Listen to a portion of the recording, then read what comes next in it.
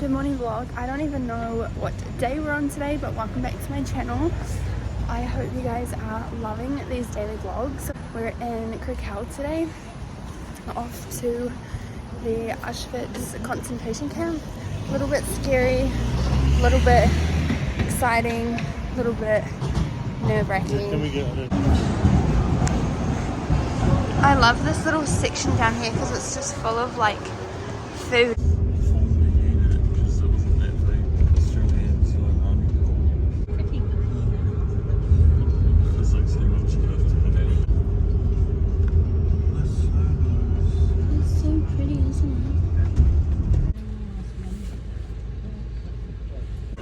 We can just move, it's fine.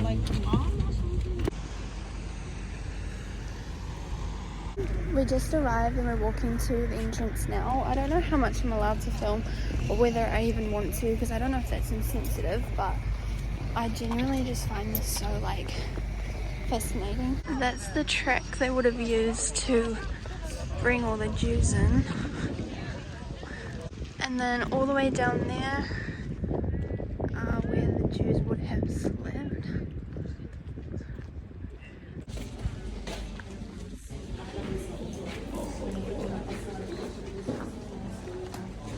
That is crazy. This is the rail line that the Jews would have come in on, or anyone that the Nazis had brought in. This is where they would have come in from. This is huge. This is way bigger than I would have ever imagined. This is only one camp. This is not even where the Jews went to die. So I was reading a sign that as soon as they arrived, they got separated into two lines, children and women, and then men. And basically the Nazis just separated all the people who were fit to work. They went straight to the camp, and the others, which they said was 70 to 75%, were just sent straight to the execution camp. So this is one of the carriages that the Jews would have come in. They would have packed like so many inside that they would have been, I think it was for days and days and days that they were in there as well, which is crazy. So many, and I don't think they had anywhere to like pee or poo or anything. I think they were just in buckets, which is crazy. Just imagine how like scary that would have been, just being inside of that, not knowing like where you're going. You have all these people in there, probably sometimes like not even family. You might have been separated already, like, and then you just end up here and you're like, what the hell is going on? You've been plucked out of your home, you've had to leave all your possessions, everything. And I'm assuming these are like watchtowers. They have them everywhere. You can see all the way down there. Have them all across there too. The sad thing is that people just come here and we will never ever understand the true extent as to what happened and how scary it was and how people must have been feeling. And that's the sad part about it, is like we just come here, it's interesting to us, it's a museum to us, but this was real people's lives and so many people died here, and that's what people don't understand. And when I hear people laughing and not like really taking the full extent of it, and that's what I get upset about, because I mean, even I will never know, but I can still try and sympathize and acknowledge the fact that a lot of people did die here, because it is so freaking sad. And it's just like, oh my gosh. And this is only one camp. Imagine when we go to the Birkenau, that's where people were executed. That's where we're going to see the chambers. That's where we're going to see all the clothes that people were taken off, and all their jewellery and all their shoes. And that's when you're going to see the magnitude of people that were here. And it's just so freaking sad. I'm like breathing so heavy, because one thing you guys don't know about me is I'm very spiritual. Some people might not believe that. Some people might think it's like made up or whatever, but I feel things very deeply, and I've seen a lot, I've experienced a lot, and being here is very, very hard. It's very eerie and makes me feel sick, because I can almost like put myself in these people's situations, and It's very, very sad. We only have about 2 hours to like explore, so we're trying to do it as much as we can. So all the Jews that were selected for death were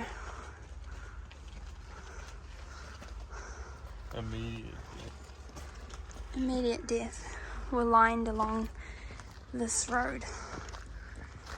That is freaking crazy.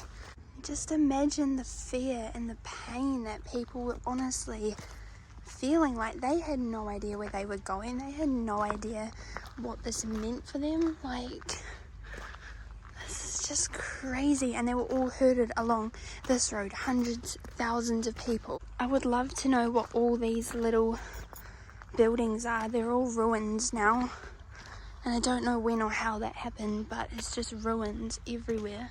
Maybe the Germans tried to get rid of some of this stuff to like hide the evidence, but they had to leave or something. I'm not really sure. Also guys, I'm sorry if people know more than me and I'm butchering whatever I'm saying. I genuinely don't know, and I don't claim to know, and I don't have any history experience. This is just something that absolutely fascinates me, as if I've said in all my videos. It's fascinates me to no end, and I've done history in school, but that's about it. I don't claim to know anything. So they actually started building this camp in 1941, but the first trains carrying Jews to destruction arrived from mid-May 1944. Also served as a main SS guardhouse. The train stopped at the ramp or unloading platform that was the central point in the camp. So once the Jews had been decided that they were fit and they could work, they got sent to this part, and this is the Birkenau camp that they were set to work in. And then the other people who were unfit to work, they were either too sick, too old, maybe children who probably couldn't, lift or do stuff. They were sent straight to die in the gas chambers, which is 700 meters, several hundred meters away from here. So it says that this section of the concentration camp was in use from August 1942 as a camp for women, Jews and non-Jews from different countries. Towards the end of the war, the SS began to make arrangements for closing the camp, and in November 44, some of the women were evacuated, the children and the sick were transferred to Compound Bell, and some considered fit to work were moved to Compound Bell. And then it says that there's original drawings in some of the barracks, which we're going to go and see now. So these are the barracks that the Jews and non-Jews, women and children, would have lived in.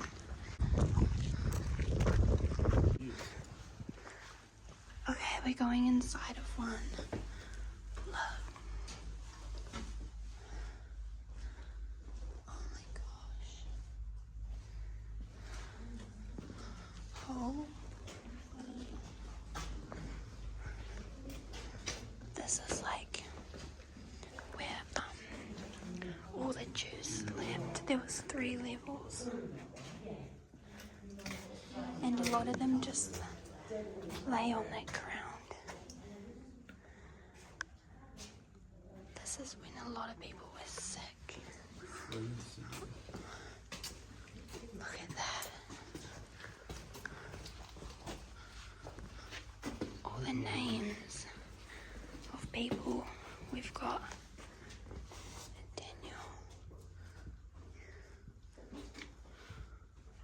I hope no one's been on this side. I don't think so. If I feel like would be though.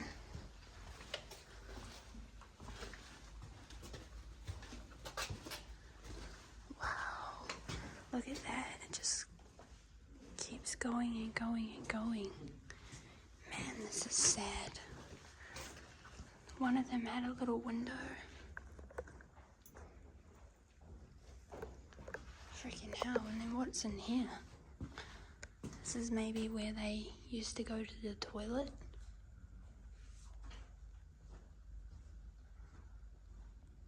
That one's like missing half of its wood.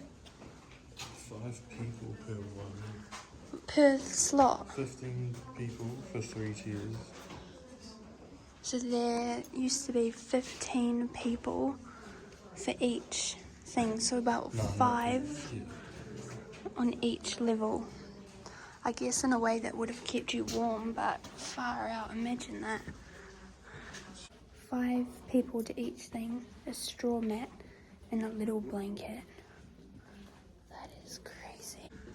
400 people per block.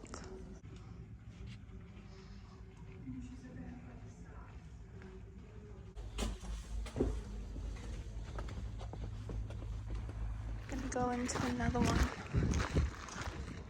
From December 1942, this barrack housed several dozen children and their mothers. It's crazy to think how many people were just inside of these barracks. Because of the overcrowding, there was so much sickness that would have killed people, like rats, lice.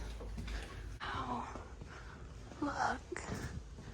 All the old drawings. They've preserved them by putting glass on top. That is crazy. We've got more on this side as well. That is crazy. The thing is though, is that there's so many writings on the wall. I don't know if they're from the actual time or if people have come in over time and done that, which if they have is incredibly sad. And this must be their shower. Of course, flooring would be like the same as well. Go to another section now, because I think these are pretty much all the same.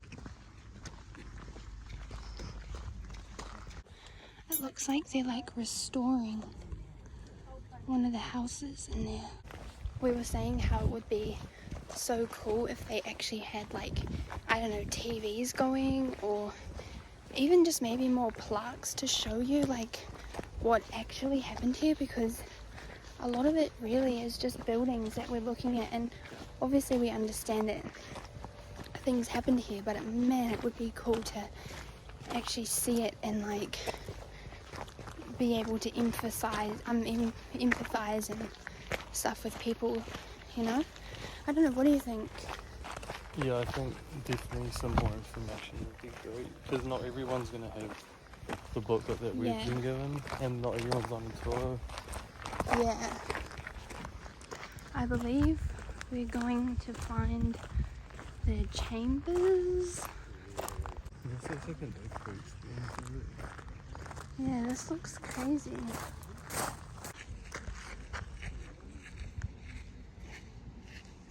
So these are the ruins of the gas chambers and the crematorium that hundreds, thousands of Jewish women and children were murdered by gas and their bodies burned. The crematorium was also used for the disposal of the bodies of prisoners of the concentration camp, both Jews and non-Jews, who had died from other causes.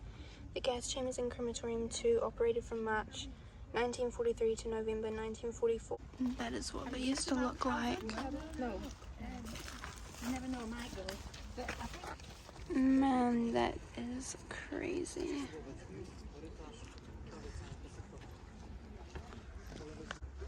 That is crazy.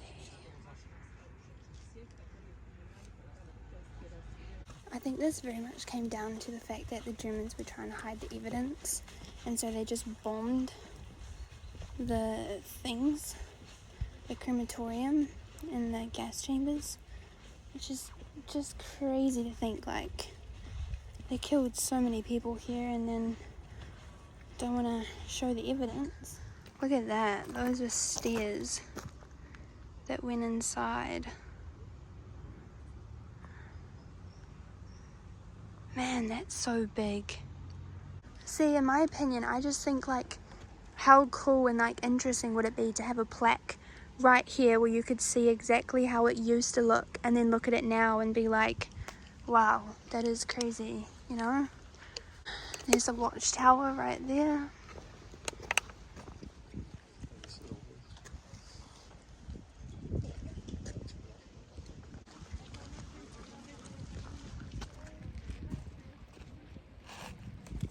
This kind of gives you a bit of a perspective on how big it is. Like, you can't even see the freaking tower down there. Or the end of that side. Or the end of that side. And there's more ruins over here. I'm assuming this was more chambers and stuff. These fences, for some reason, just give me the creeps, you know? Because it's like, that's what they would have come inside of.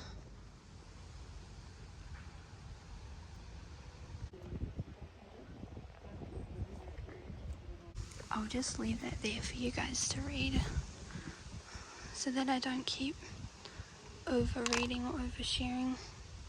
But look at that, isn't that just absolutely crazy? Oh my gosh.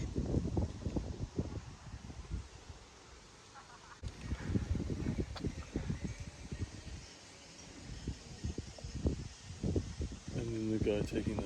It's just so sad to think that these people would not have known where they were going. Like, all the women, all the children would have still been, like, obviously scared, but probably just playing because they didn't understand. This is the other entrance.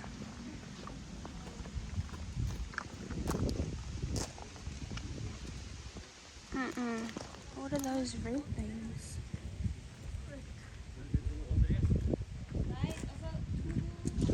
Look at these high fences. I mean, people just had no chance of escaping with all the barbed wire. It's just crazy, like the towers, barbed wire running all the way down there. Look, it's a Segway. Barbed wire all the way down there. I mean, just look at that. Absolutely crazy. Like, bloody hell. So this is a set of reservoirs and round sewage treatment plants for Sector B2, planned for 60,000 prisoners.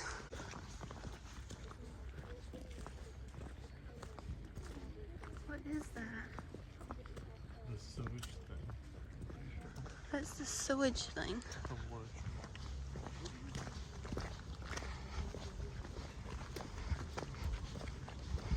So this building only operated at the end of 1943. Newly arrived prisoners designated forced labor in the concentration camp was registered and disinfected. From now on, they would be known only by a prisoner number which is tattooed on their forearms. Here they were also issued with striped prisoner uniforms and had all their body hair removed.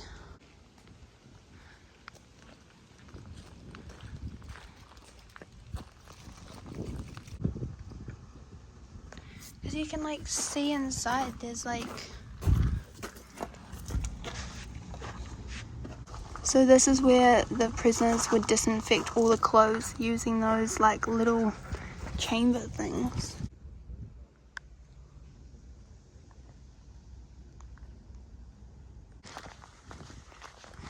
So this one here is a work unit of Jewish prisoners whose task was to remove the victims' bodies from the gas chambers and burn them in the crematoria, organised the only armed revolt that took place in Auschwitz.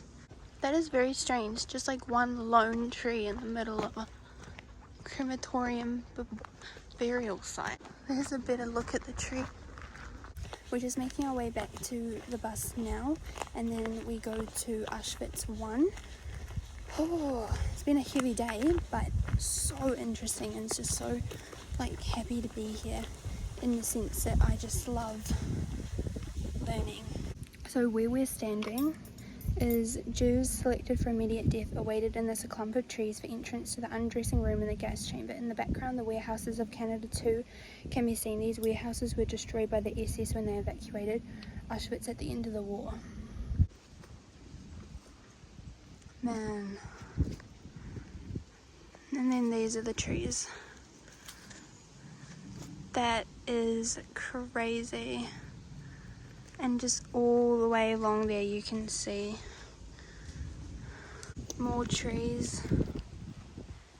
I mean, when you think about it, there would have been so many people that they probably needed all this land just to hold them all, you know, waiting the chambers. the thing that gets me is like all of them would have literally just been sitting there not having any idea of what was going to happen, you know, like they would have just been sitting there. They would have probably, kids would have been playing, would have been just with their mums, wondering maybe where the rest of their family was. Like, oh, it's just so sad. And then just look at all these fences, just go on for miles and miles. What's down there? There's no way the parents would say to the kids, Well, the kids wouldn't, the parents wouldn't even have known. well, they would have known, like,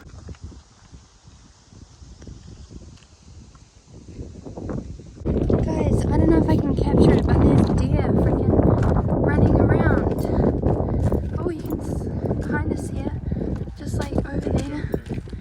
Wow, that is crazy. Look, guys, right there is a deer.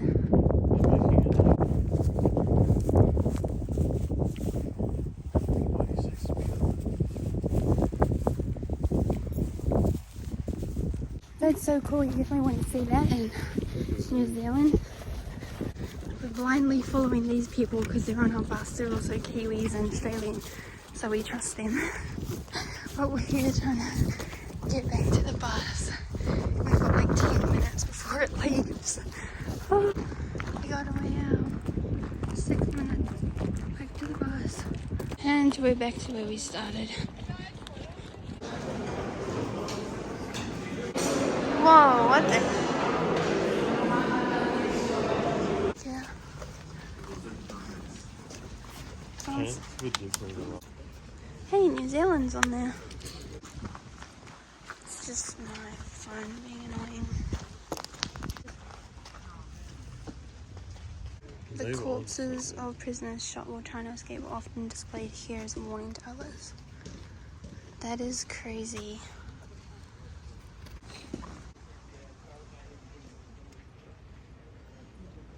Now we're inside Auschwitz 1, where you get to see like some of the museum and stuff where all the prisoners' clothes and hair and all that stuff is.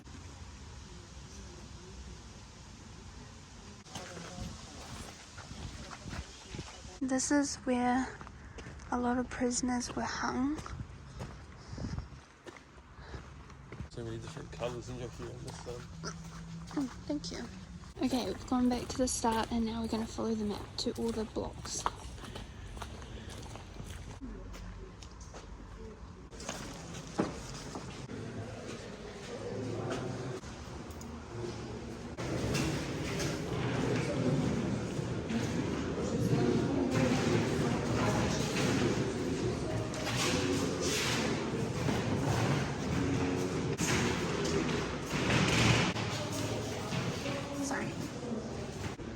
That's where we were just before. That's when they get separated into two lines. That's down that road that we were standing on. That is crazy. 只有你讲从上来以后，我们看有没有什么手势，有没有记啊？再来完了以后。 Ew, those are the stairs that we saw. They walked down and then that's what would have happened. And then these are all the canisters which contained all the stuff used for killing victims. That is so... There's certain things in here that I can't show you, like the clothing and the hair and stuff. It's absolutely, I'm just literally looking at windows and windows of shoes. I can't even, oh, that's hair from all the victims. Holy crap, I'm not even kidding. That was like 8 or 10 windows, just a whole glass container full of the hair, and it was just like mountains and mountains.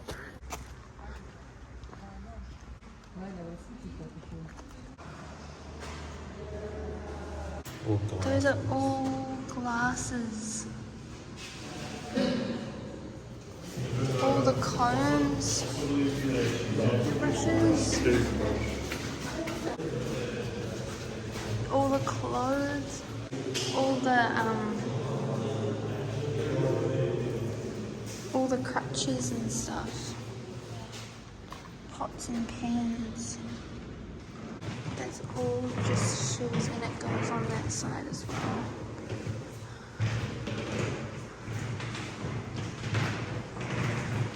Kids' shoes. Look at all the suitcases. Still got like people's names on it.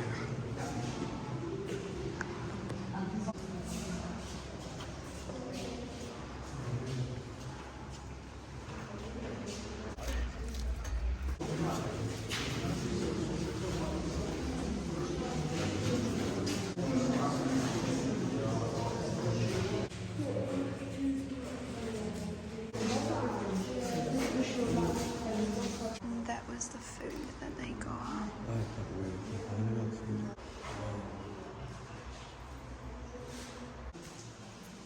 Did you see? This is the courtyard where prisoners were shot with the death wall. This one is the camp jail.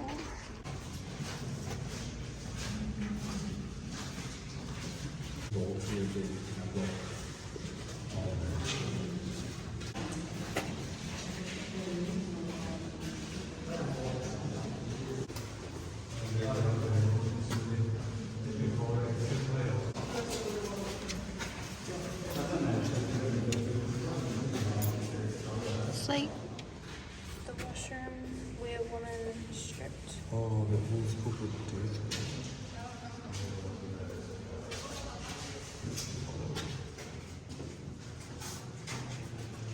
That's crazy.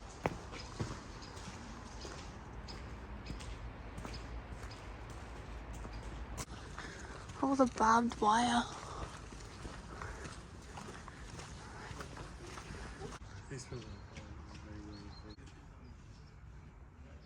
So we're about to go into a place where prisoners suspected of involvement in the camp's underground resistance movements or preparing an escape were killed here.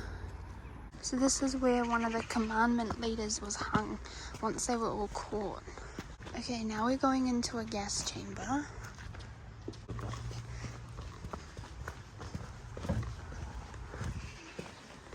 Don't know if I should film this. Oh shit. What the...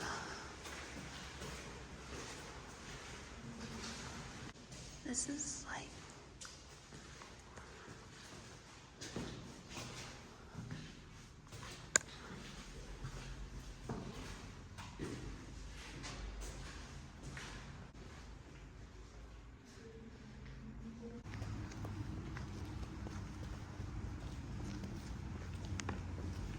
That was just like the most bizarre feeling. Thousands of people have been killed in there.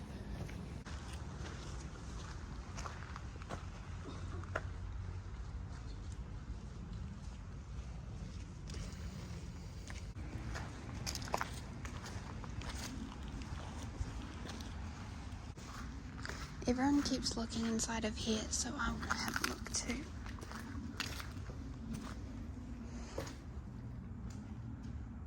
No wonder nobody could escape. I mean, look how many freaking layers there were. That's the whole layer that probably the guards walked around. And then inside is another layer. Do you think it was electric? All electric. We're making our way back to the bus now. Honestly, what a freaking sad day. But just feeling so grateful that we could come here and see it all. Tonight David and I are off to London, so I'm not going to end the video here. I will bring you guys with me until we get to our Airbnb, but I really hope you guys are enjoying this vlog so far. If you are, please make sure to like and subscribe. We're daily vlogging for 15 days, so I'll see you guys when we're back at the hotel. We're grabbing our bags and off to the airport. One final look.